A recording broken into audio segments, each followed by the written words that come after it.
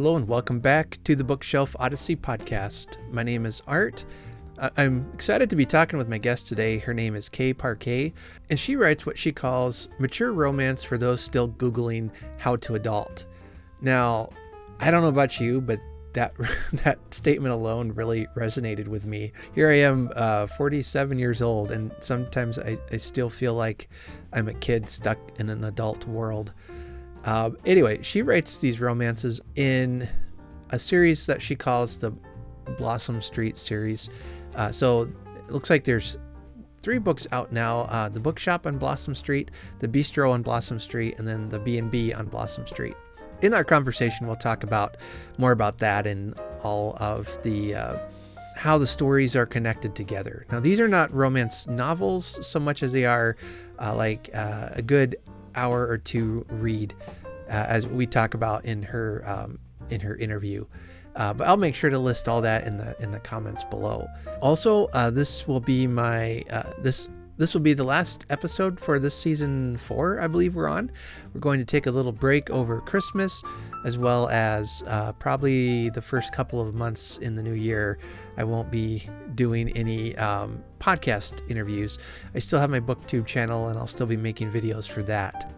The podcast is one that takes up a lot of time, both just recording and editing and all that goes in with that. So we're going to take a little break, and then in early 2026, we'll start off on season 5. I believe we're hitting season 5. Okay, with that, we'll go ahead and go to the interview I had with Kay, and then I'll hop back on to wrap up a few things.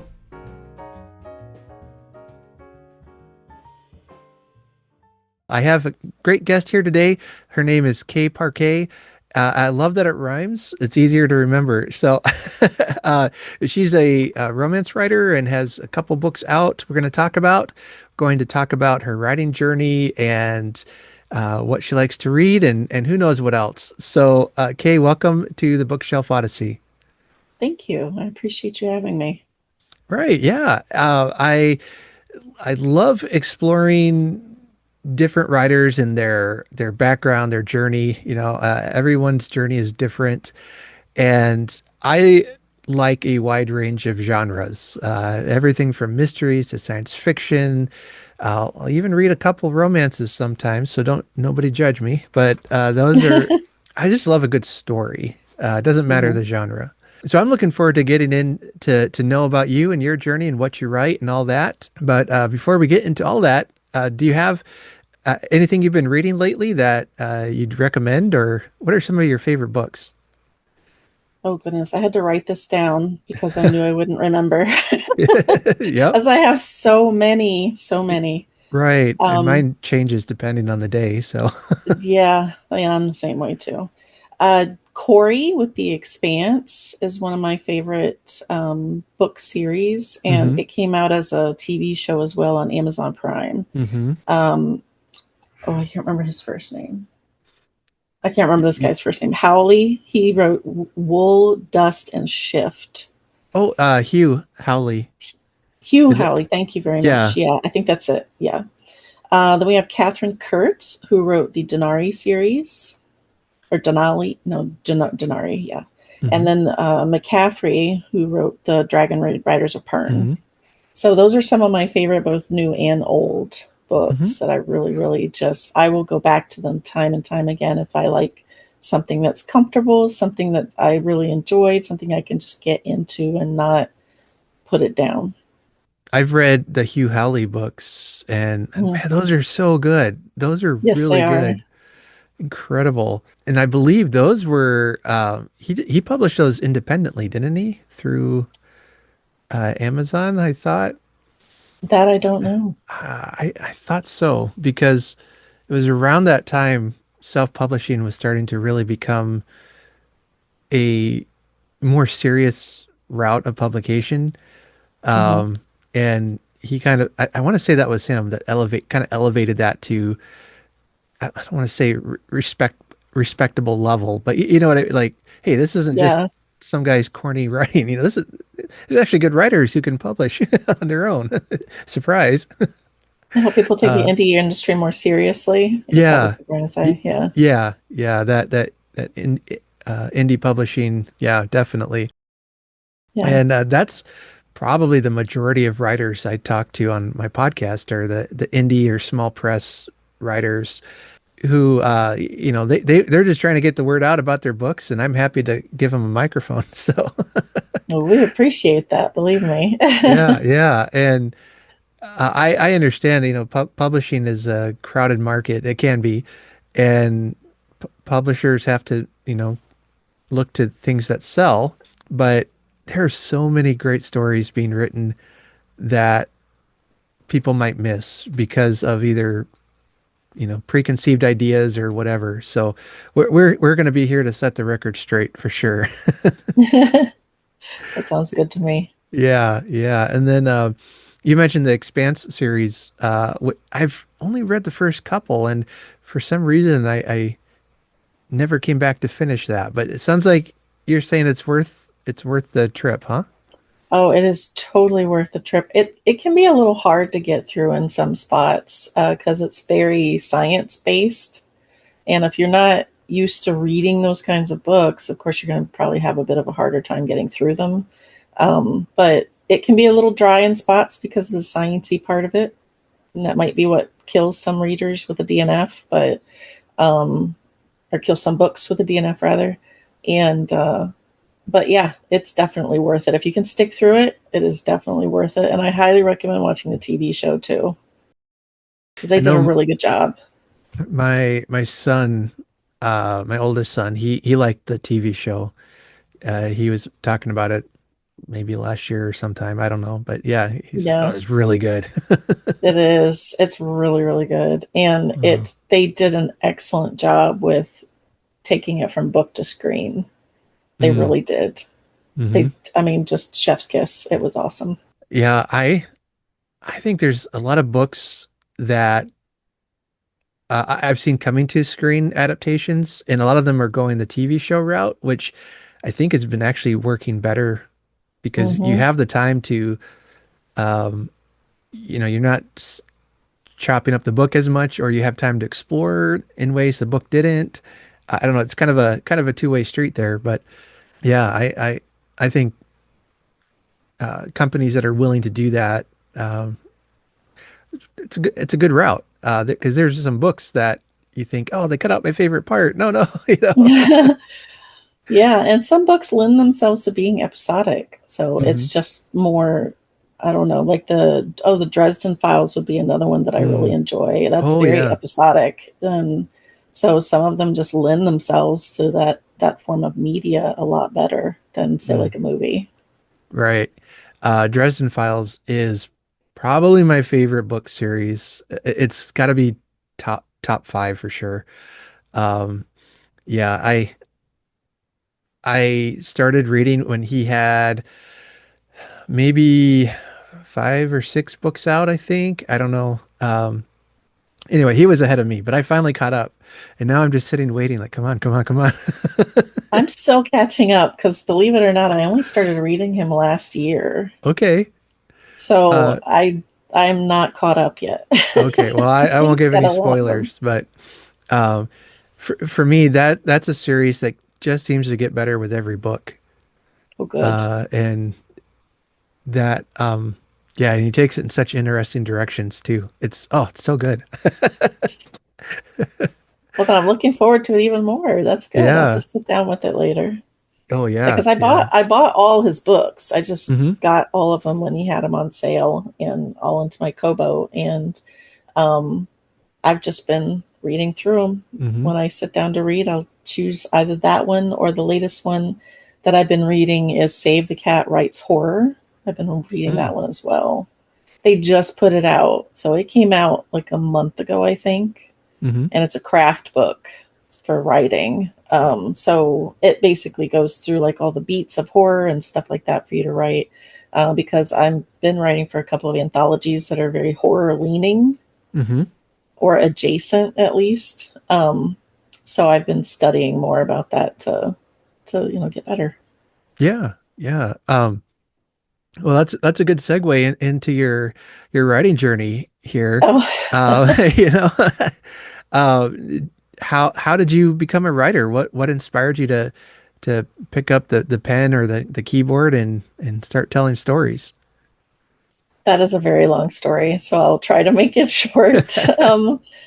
Long story short, I have been writing for most of my life, ever since I could pick up a pen and pencil or type. And I'm old enough that I learned to type on an older typewriter that did not have any, no backspace, nothing like that. You had to use the space key, all that Mhm. stuff. But Yep. anyway, so ever since I could do that, I have been writing. Like I wrote fanfic for Star Trek. Star Trek is a favorite of Hmm. mine. The OG, especially, my dad introduced that to me, and it just took off from there. Star Wars fanfic, I did a lot of that. I did a lot of like science fiction, fantasy type fanfic. And then I stopped doing it for Hmm. whatever reason, and life just got in the way. So I started a business when I moved out here with my husband on the East Coast, and I had that business for 20 years. And my husband and I would write back and forth like together and Hmm. collaborate just to have fun, not to publish anything or whatever. But we would write back and forth and collab. And my business, when the pandemic came around, unfortunately closed because it was very forward facing with clients and Hmm. customers. So I'm sitting there after my business is closed, and I'm like, what am I going to do? I can look for a job, which, I looked for a job. I did all that stuff that you're supposed to do. And then I got to the point where I was like, you know what? I want to go back to writing. I really love this. This is something that I am extremely passionate about. I have always been passionate about it. Why am I not doing it? And Hmm. so I sat down one day and I started to write a book. I wrote that book, I published that book, and I will not be afraid to admit it was terrible. That was my very first book. Hmm. I took it down because it needs a lot of work. And then I started writing some more to practice, to get better, reading more to practice and get better, reading the craft books, all that stuff. So I put out my second book, which is the first book in my new series, the romance series. Hmm. And I put out my first book, and thankfully, people like it. So it wasn't that fear of, oh my gosh, is it going to be bad like my first book was. But it was it was just one of those things that it was like, I just don't understand why I'm not doing this anymore. So I picked it up, and it just took off from there, to be honest Hmm. with you. um, I have more than a few communities that I'm a part of for writing. And one of the people that I has inspired me the most is probably a lady called Sarah Cannon. Have you heard of her? No. Okay. Well, she's a big YouTube author tuber. Hmm. And I'm on YouTube too, by the way. But so she's a big author tuber, and she writes uh, YA, which I don't really read YA, but she's been an inspiration because she's got videos out there where she's like, this is how you can do this, but you don't have to do it that way, because you don't need to follow, everybody's, hey, you got to do it like this type thing. And she's very cool about encouraging people. Mm. So I try to do that myself, because it's just like, I don't see a reason not to be, you know? Yeah. Yeah. And I love that idea of, somebody's helped me and now I want to help others with in that same way and encourage each other. Um, when I first started talking to writers, I always felt a little awkward asking them about what books do you read that you'd recommend, besides your own, obviously. But one writer said, "Oh no, no, I don't mind at all because we help each other. We want to encourage each other's stories to be sold and writing and their journey. We're on this in this together." And Mhm. her outlook was we're helping each other out. Definitely. Um, Exactly. yeah, That is yeah. exactly it. Yeah. Um, right. So you learned to write. It was mostly just a passion and desire to do it. But then you mentioned you had read some books about writing. Uh, are there books or did you take a course or something that you found to be very helpful? Well, I went to school for an MFA, which I have not finished yet, but I'm still in progress. Mm-hmm. So I've learned quite a bit from that. Mm. Quite a bit. I'm looking at my books real quick. Sure. So Outlining Your Novel by K.M. Weiland is a really good one. Okay. Romancing the Beat is one of the ones out there that everybody probably knows about for writing romance. Then Mm-hmm. you've got How to Write Romance by Judy Angelo. Save the Cat is a industry standard book. I Mm-hmm. mean, everybody should read that one. Then we've got Show Don't Tell by Sandra Girth is a really good one too. And there are so many. Becca Syme is somebody that writes really good books. They're not so much craft books, but they're books about like her first. The one I really liked a lot was Dear Writer, Are You in Burnout? Mm. And these books are just more of a way for you to look at what you're doing and make sure that you're not like throwing yourself in the fire without a plan. Mm-hmm. So they're, yeah, anyway. Yeah, yeah. No, I have read some writing books. It's one of those things where it's something I've played around with, but haven't ever done seriously, which, and I think into this new year, I really want to give that a go and give it a try. You Um, should. but it's just the creative act is so enjoyable, you know? Um, and I know there's a couple books I've read about writing that I found to be inspiring. One was Ray Bradbury's Zen in the Art of Writing. And that's not so much a craft book. It's more of he gives a few tips, but if you read Ray Bradbury, he can be really poetic almost, or Mm-hmm. writes in metaphor.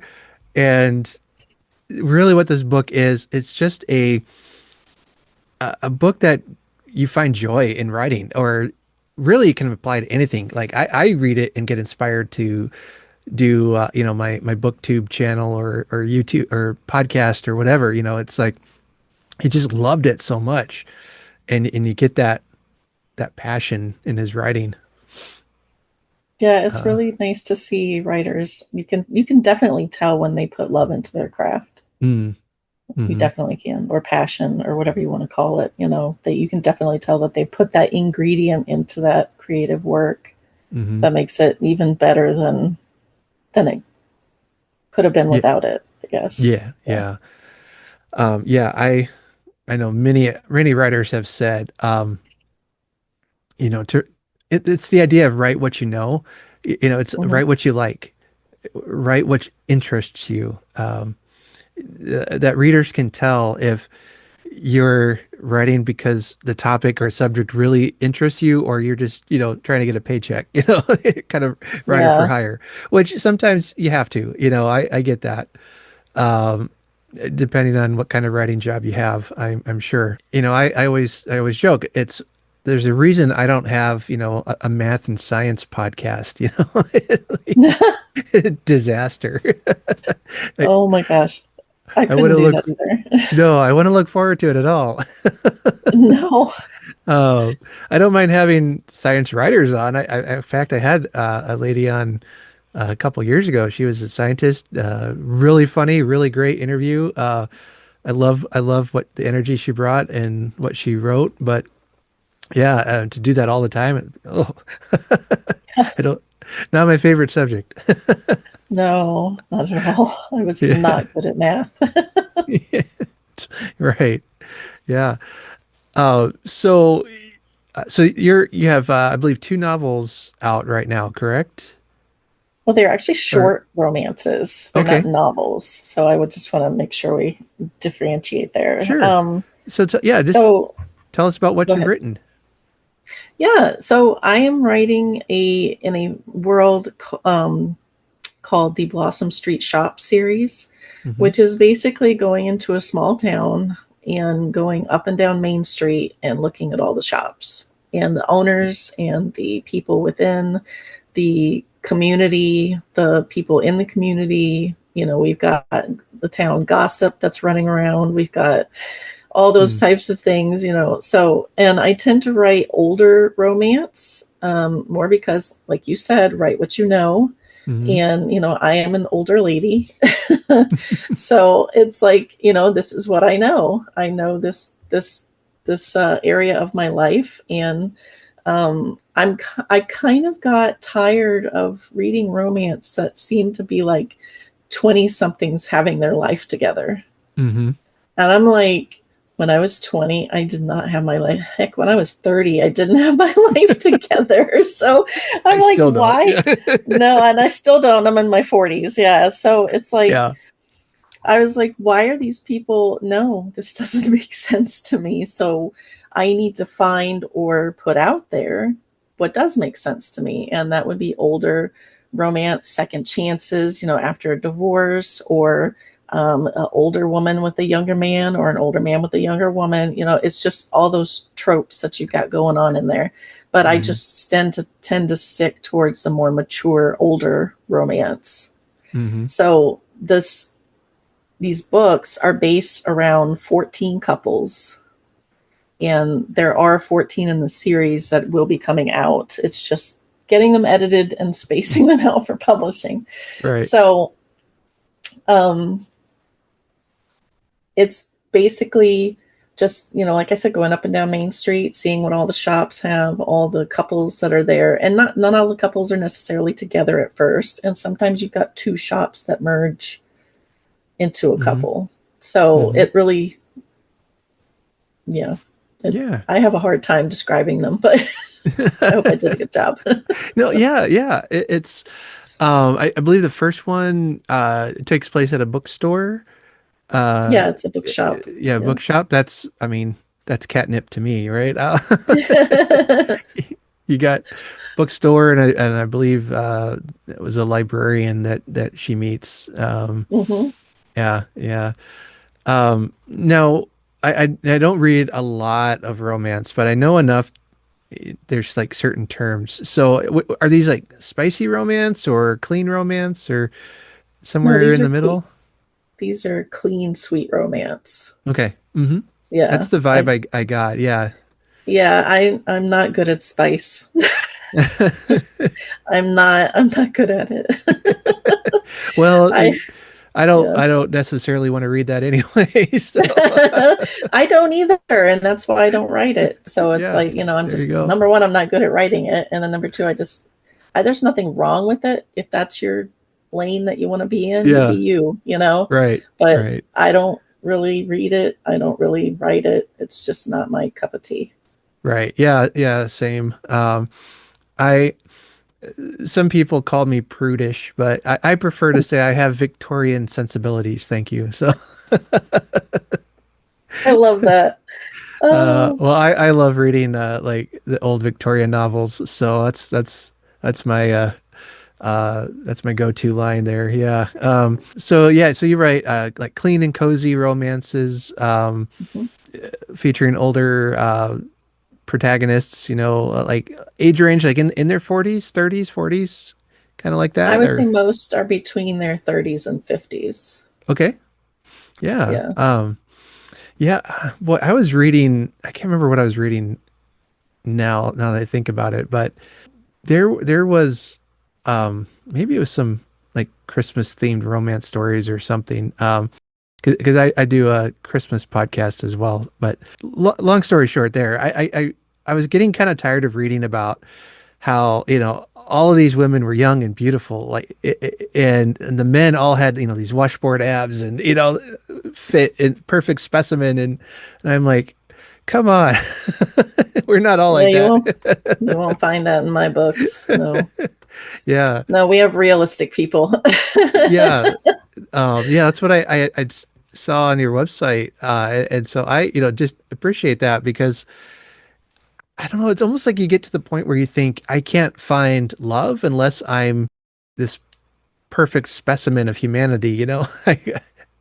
Yeah. Yeah. No, everybody can find it. It's just, you got to find who clicks with you. That's all. But Right. yeah, I try to do the older romance. Like one of the tropes I use is curvy girls. Hmm. Um, and not all my men have washboard abs, if any of them do, really, to be honest with you.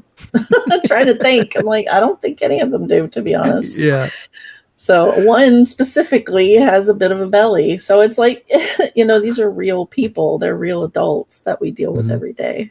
Hmm. So Yeah. Yeah. And that's, I don't know, that to me, that's fun. Okay, here's just a normal person. And I identify with that better, I think, as one who also sports a bit of a belly, uh, I do too.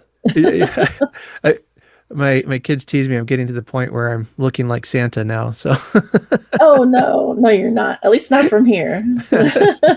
it's the beard mostly. You need to grow it Uh, a little bit longer. there you go. There you Yeah, go. yeah, exactly. Um, no, I love the stories that just seem to tell about real people and Mhm. and what really happens. I I think one reason why I read so many wide genres is I'm more of a character-driven reader than even a plot-driven reader. Um, how does something like that fit into like what you write? I mean, I I obviously. Go ahead. Oh, yeah, I was gonna say obviously, I know you have to have plot and characters and all that. But it sounds like you have a lot of great quirky characters in your stories. Well, I do have some quirky characters. I also have some snarky characters. I have Hmm. some that are, very shy. I just, they're all over the place. Hmm. But that's, like I said, that's just normal people. And I see, and this is the goal with most of my books. I want people to see themselves in these people. Like, oh, I relate to that. Oh, yeah, I Hmm. do that too. Or, yeah, that's my wife, or that's my husband, or that's my partner, whatever. I want people to be able to relate to it because I think, anyway, I write character driven, atmospheric, right? Hmm. Type things. I'm not saying I don't plot. I'm not saying I don't, hit all the beats that should be hit. I'm sure I don't hit all of them all the time, but I am a complete pantser. So my editor swears she's going to turn me into a planter one day, which is somebody that outlines. Hmm. Yeah, we'll see. Good luck. Yeah. Yeah, good luck with that. Well, she does have me being a lot more organized than I used to be, so Hmm. that's a good thing. But um, so I do have loose thoughts of where things go, and then I just sit there and I write. Hmm. And the characters tell me what they want to do. I let them do what they want to do, yell at them, scream at them, whatever. But um, I let them do what they're going to do. And then I go back later and check for consistency, plot, story. Does this make sense? Stuff like that. So Hmm. what I call it is my word vomit draft, where I just, bleh, I just spit it all out and then Yeah. go back to it later and fix Yeah. it. So, yeah. Yeah. Yeah, I had wrote a couple things here just recently. And it was kind of like, you stare at the blank page. Okay, just put something down, Hmm. even if it's nonsense. That's what my wife tells me all the time. Just write something. You can work when you have something on the paper. You can't when it's blank. Yeah, that's what they say. You can't Yep. edit a blank page. Yep. Yeah. Yeah, that's something I've learned from talking to different writers. I've heard that Mhm. multiple times. Yeah, just get something on the paper and then you can work with it. So, I have that quote on my wall over here to okay. remind me that, hey, if you don't write, what are you going to edit? There's nothing Hmm. to edit if you don't write. So, Hmm. yeah, Right. but I have that quote right there. Perfect. Yeah, yeah. Um, what is it about the romance genre that draws people to it? That do you think? I think, see, I'm going to be very honest. I am not a huge romance reader. Mm-hmm. I do read it, but that's not my only genre. I'm very Mm-hmm. eclectic when it comes to books. Mm-hmm. But I think what draws people to romance for the most part is they want to see themselves in a situation where, love conquers all, second chances, Mm-hmm. all that type of stuff. And that it's a very predictable genre Mm-hmm. because you have got to have a happy ever after or a happy for now, Mm-hmm. or your readers are going to boycott. So it's a Right. very predictable genre because you've got to hit those beats. That's what people expect in a romance. That's what Mm-hmm. they want in a romance. And they got to have that HFA and the HFN, that Mm-hmm. happy for now and happy after ever. Happy ever Mm-hmm. after. Yeah.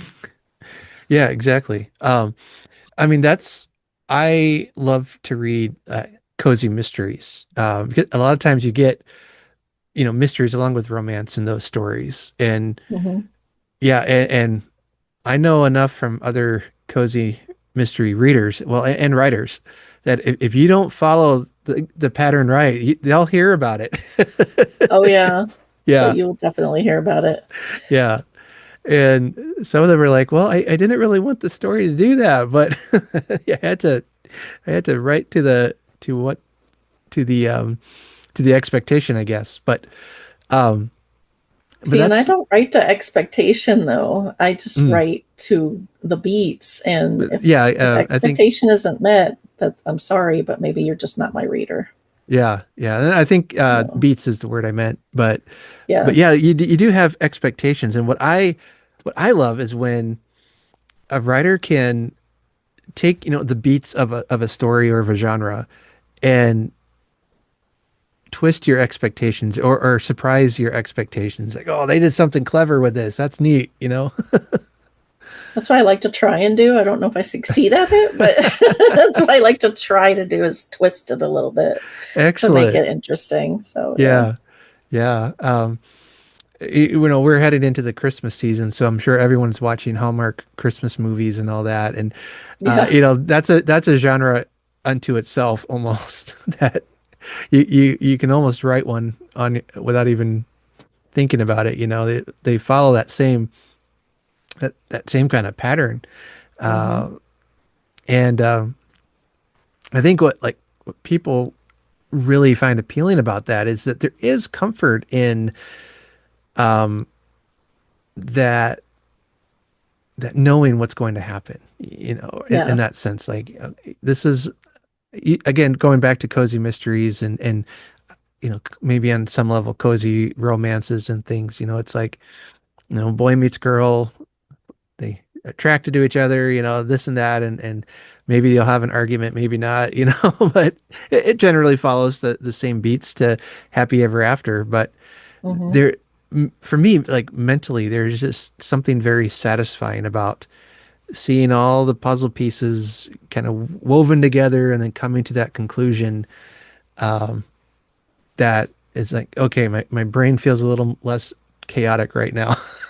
you know, this, Yeah, I think that is a big thing, is comfort. It's just yeah. familiar. It's, like you said, predictable, and it's comforting to just slide into that world and not really have to work. I'm not going to say not work too hard, but not put too much, not like a science fiction novel where you Hmm. really sometimes you got to think about it when you're reading it Hmm. because it might not make sense otherwise. But you get that comfort and that familiarity that, out of the romance genre, especially, that people just, I have tons of friends that read romance, and that's probably why they read it, is for the comfort.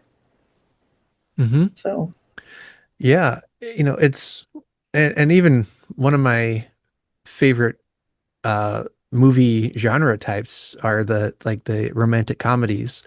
I mhm. love the mixture of comedy and romance and all that. I mean, just great. And it's not because I'm dissatisfied in my marriage or anything like that. It's just it's fun. It's funny. It tells a good story. you root for the protagonists, to get together Hmm. and quit button heads or whatever, get over Yeah. yourself. Uh, I don't know. It's just a lot of fun. And as I think the world gets more and more insane, let's put it that way, Yeah. I find myself maybe retreating more and more into these stories that, give me something to laugh at or a puzzle to solve or, characters to root for.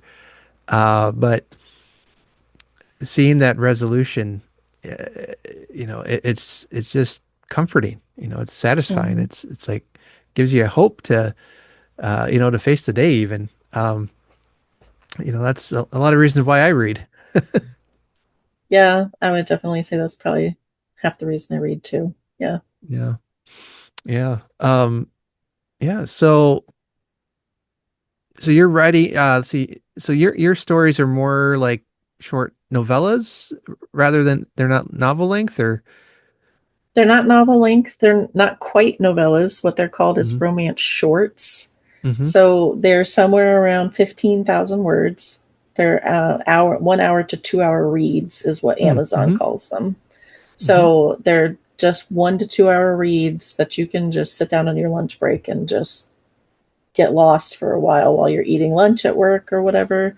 Or if you just need something quick that's comforting or, whatever, it's 1 hour to 2 hours and you're golden with that. So, Mm. and it just because I mean, I'll say this because I do have ADHD, chase the shiny a lot. Hmm. So my process is write this book, 15,000 words, edit it, send it to my editor, next shiny. Mm. Hmm. 15,000, send it to my editor, next shiny, rinse, repeat. And it keeps my brain happy. Mm. So that's why I've written so many so far because I just keep going to the next shiny and it just keeps my brain happy. It keeps me going.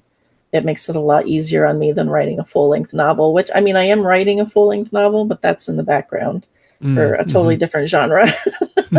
So, but that's really hard on me though, trying to keep that one book because it's already at 70,000 words and I'm still going. So Hmm. but it's really hard to keep everything consistent and moving when you've got a book that big. So for the shorter 1 to 2 hour read romances, it's just I won't say it's easy. It's a lot easier though than a full length novel Hmm. to keep everything together. So um, yeah, I just no, they're not quite novellas, just short 1 to 2 hour Hmm. reads.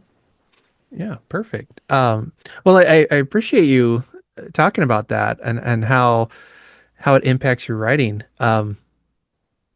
Does it does it affect how, if you're willing to talk about it, does it Sure. affect how you read? Even like, are you able to focus on a book for a long period of time, or how do Yeah, you so deal with that? that is hard. It really is. And I'm not saying I don't read. I do read quite a bit, but Hmm. it's usually in like half-hour chunks here and there. Even if it's a book that's really grabbing me, that focus just, if I get distracted or something happens or whatever, but so I usually read in like half-hour chunks through the day rather than, and I mean, I used to when I was a kid, I would just sit there and just read all day Mm. and like I could finish books in a day. Not so much as an adult because we know life gets in the way, stuff Yeah. like that. So, but yeah, usually in like half-hour chunks through the day. Mm. Um, I've not been diagnosed with ADHD or anything. Sometimes I have my suspicions, but one thing I do, I'm kind of almost the same way. Like it's hard to sit and read one thing. So I've actually got like an embarrassing amount of books I'm reading all at the same time, and I'll just jump from one book to another to another to another. Yeah. Yeah, I got my Kobo that I just switch books constantly. Yeah, no, I've yeah, probably got like 5 or 6 I'm reading at the same time right now. So right, yeah, yeah. yeah, the same, same, and some people can do that, some can't. And, I've had people ask, well, how can you keep them straight? And I'm like, I don't know. I just do. It's like Yeah. they're a little box in my brain. And okay, put this book in that box, open up the other one. And, you know, Yeah, they're like movies to me, like yeah. little movies in my brain that you just kind of separate out. It's like, okay, well, I didn't get to watch the entire movie, so now I'm gonna sit down and read or watch a little more. Mm-hmm. But that's how my brain goes about it, is little movies. So yeah. Mm-hmm. Yeah. Man, the brain is just a fascinating thing, isn't it? Yes, it is.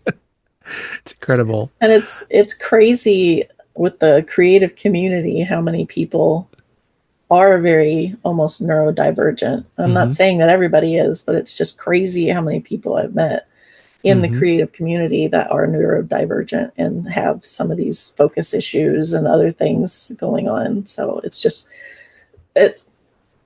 yeah, the brain is amazing, and Yeah. it does weird things, but it's cool at the same time. Right. Right. Um, yeah, and it's I say it's something we all have. Well, most of us do anyway. I don't know. There's a few people I wonder, Oh, I but know. never mind that. Yeah. But yeah, yeah. So going forward here, you've got a couple stories available right now, Mhm. and they can find them on Amazon or on your website as well. Yeah, Or so you can find them just about anywhere, to be honest. I hmm published wide, so I didn't hmm just publish to Amazon. So I'm on Amazon, Kobo, Smashwords, you name it, it's probably on there. BNN, Barnes and Noble, hmm Apple Books. I don't think I'm on Google Books because you have to do that separately, but you can pretty much find me just about anywhere. Excellent. All right. And so the books you're writing, or the stories you're writing right now, you said there's going to be 14. Yeah, there will be Uh, 14 in the series. mhm. I'm on probably number 12 right now, writing it. Okay. And just a couple are actually published right now. From what I Correct. okay. Yep. Yeah, it's Got about it. a 3 to 4 month process between hmm each one because you've got writing, revisions, editing, revisions, beta readers, all hmm that stuff that's got to happen before you can put it out. And I realize that with these shorts, the industry really wants you to publish fast. Mm. I would prefer to put it out right, not fast. Right. Yeah. Yeah. Otherwise, it's I guess it's easier these days to take down things and once it's out there, it's kind of like it's out there.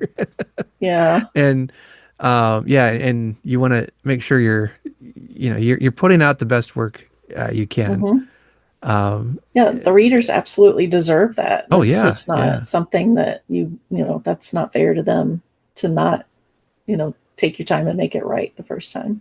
yeah, Or at least make yeah. it as right as you can. I mean, that's what second editions are for. Right. Exactly. Yeah. Yeah. Well, as a reader, and I know you've probably dealt with this too, you get a book you're excited about, you zip through it, and then you're like, okay, when's the next one coming out? Well, I'm trying every 3 to 4 months. So, Yeah, yeah. I know going back to the Dresden Files, it was I think one of his the later books there was like a period of I want to say about 4 or 5 years between writing the next book in the series. And that's about the time I got caught up. And so I'm like, come on, Jim, come on. What are you doing? And then he published another book in a different series he was doing. And I'm like, that's not Harry Dresden. What do you think? Come on. it's like Martin with his books, his Song of Yeah. Ice and Fire books. We're like all waiting for the next one, and he's putting out other stuff, which I mean, I understand. I get it. Yeah. But Yeah. it's like, please, please put out the next one. I, yeah, and I'm honestly, I'm fine if they need to take a break. Cause I mean, he had written like 15 Dresden novels, all pretty much all in a row, and then started hmm writing some other stuff, and I could, if him taking a break will guarantee at least we'll get a good finish to the series, then that I'm okay with that. Well, Sometimes. you are probably one of the first people I've heard say that besides other authors. So that's really nice to hear because, we can't. we can't write all the time. We're not machines. So it's Right. like, we're just human, just like you. Yep. Yep. We need breaks too. So Yeah. yeah. Well, that's probably because I've talked to so many of you writers that are just like, please give me a break. I'm tired. I can't write all the time. Unfortunately, in this industry, burnout is a real big problem. Oh, I'm sure. So Yeah. yeah. Yeah. Yeah, I know there's a couple of writers I read, and this is mostly cozy mysteries I've noticed, and they've published like two or three novels in the space of 2 years or so, along with a couple of like shorter stories, and and they're all I enjoy them, but part of me worries like, oh, don't burn out. I want to see the series continue. I think that's But why they say that usually most authors have to have at least 3 to 5 books out there before a reader will trust them, I guess. mm-hmm. At least that's what I've heard. Because they want to make sure you're going to continue the series and not get sucked into something and then you never see a resolution. Yeah, yeah. Um, yeah, I've not read Game of Thrones. But I hear people who I've heard the frustrations with that one. Like, oh, is he ever going to write the last one? And I can't remember if I haven't really experienced that. I don't think with anything I've read, but I do get that frustration, and so I might wait to see, at least like you said, 3 or 5 books out. Okay, maybe then I'll try the series, and Mhm. uh, but yeah, I get that frustration for sure. Yeah. I mean, like I said, I get it. You need a break, Hmm. but it's just like, please, can we please, pretty please. Well, even Conan Doyle got tired of writing Sherlock Holmes, and Mm, I'm sure those were the stories that made him famous and rich, yeah. probably. I don't know if he was rich or not, but even he got tired of writing those. And I've heard Agatha Christie got a little tired of writing Poirot, and they I happens burnout. So yeah. Yeah, I guess burnout is a subject I'm very passionate about. So it's sure, like, yeah, it's just once you see it and somebody, you can't unsee it. And it's yeah, sad that most people don't realize they're either sliding into it or in it, or, it's just one of those things that you just gotta, some people just have to hit rock bottom before they realize I need to rest. And hmm that's really important right now. And a lot of hmm people don't realize that. So, yeah. Yeah, that was kind of my journey this year. Kind of burned myself out and had to step back and reassess some things. So yeah, happens to everyone if yeah, you're it not does. careful. Yeah, Hmm. right. Well, Kay, thank you so much for coming on today. Really appreciated talking to you, getting to know you here. Um, you want to go ahead and tell us where your website is, where folks can find you, and if you have like a newsletter or anything there you want to promote? Yeah, sure. So you can find me at kparquet.com. My newsletter is on there, as well as my books and the anthologies that I've been a part of. So you can always go and look at those. And those anthologies, by the way, they always support charities. Hmm. So we have a couple in there. One supports Quill Cottage, which is a animal rehabilitation charity, and a couple of other ones I can't remember off the top of my head. But you can see the anthologies, and then you can see the books that are out as well, and the books that I'm working on, or at least some of them. Right. And then you also mentioned you were on AuthorTube. Do you have a YouTube channel? I do. I have a YouTube channel. I'm on there at least 3 times a week. All right.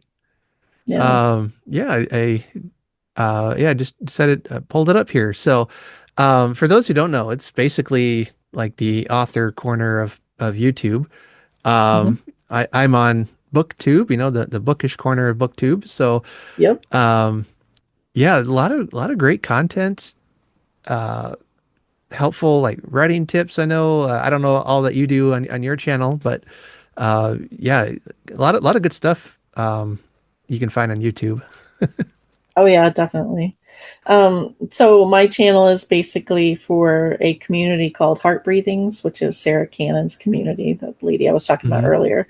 Mm-hmm. And I run Pomodoro sprints for writers to come get encouragement, have accountability, have company while they're writing, stuff like that. So Mm-hmm. I do that at least 2 to 3 times a week. Right on. Yeah. My channel just hit 1,000 subscribers in October, so I was really Yay! excited about that. Yeah. Yeah, I would Um, be too. yeah. So I'm doing Q&A video here soon for to celebrate that because it's I know I said I'd wrap up here, but but It's okay. finding a community of people that share your interests is so fun. Hmm. Finding other readers to connect with, getting the chance to talk to writers about their stories and not just their books they publish, but their own story, their own journey, has been it's just been enjoyable. And I love that technology is able to bring us together like that. It's been Yeah. great. So yeah. Well, I'll be sure to, if you like, I'll make sure to link your YouTube page as well in the show notes Sure. and Yeah. website, and folks can check you out more. So, Yeah. Please but do. all right. Well, Kay, thanks for coming on. Um, I hope Thanks that for you having me. have a good rest of your year here and have a good Christmas and all that. I hope you too. Got to deal with family though. That's the only problem, right? Yeah, yeah. Yeah, that's good comes with the bad sometimes, or bad comes with Yeah, the good. yeah. It's half Oh well. good, half good, whatever. Yep, yep. All right. Well, again, thanks for coming on, and looking forward to hearing more from what you publish. Well, thank you very much for having me. I really appreciate it. You're welcome.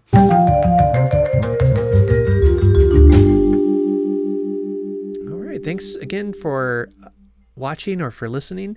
And as I mentioned in the show, I'll have links to her website and where you can find her stories and all that in the show notes. So be sure to check that out and support a wonderful writer. I also really appreciate her willingness to talk about her ADHD and how it impacts not just her writing, but her reading. It's maybe a topic I hadn't really thought about before. And it's part of why we go on this journey to explore my bookshelves, to explore the stories behind the writers.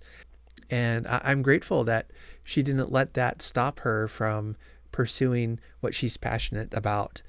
And if there's one thing I have become a proponent of, or a fan of, is doing what you love. And I hope that everyone gets a chance to explore a topic or a thing that they love doing. I hope that you get to do that. She also mentioned that she's written some short stories for collections, and I believe you can find those on her website as well.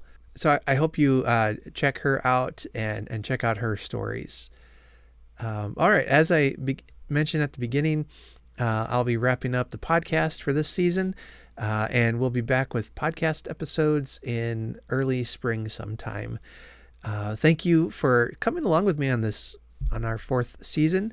A lot of great writers I talked to, and so many interesting stories. With that, we're heading into the Christmas season.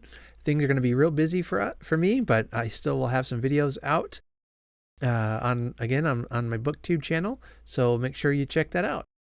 Okay, well, I've got some eggnog I need to go drink and a book to read. So thanks again for watching. Make sure you like and subscribe. And until next time, Merry Christmas, happy reading, and take care.